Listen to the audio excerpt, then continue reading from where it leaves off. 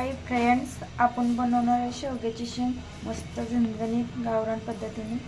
चला तर आपण बनवू. कढई तापाय ठेवली, आपण त्यात तेल टाकून घेऊया 2 चमचे. नंतर याला कढीपत्ता, त्याच्यानंतर कोथिंबीर लसूण बारीक करून घेतलंय ते टाकूया. मस्त भाजून घेऊया. त्यात आलं टोमॅटो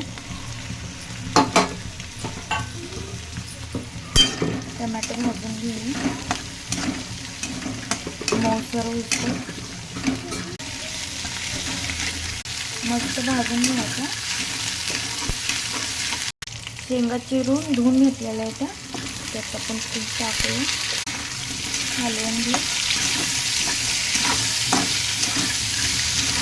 आता आपण मसाले टाकून घेऊया.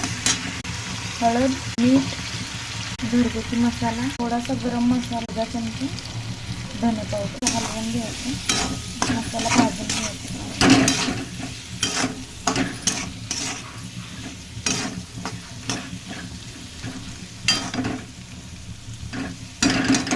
थोडं पाणी लागेल तेवढं टाकून.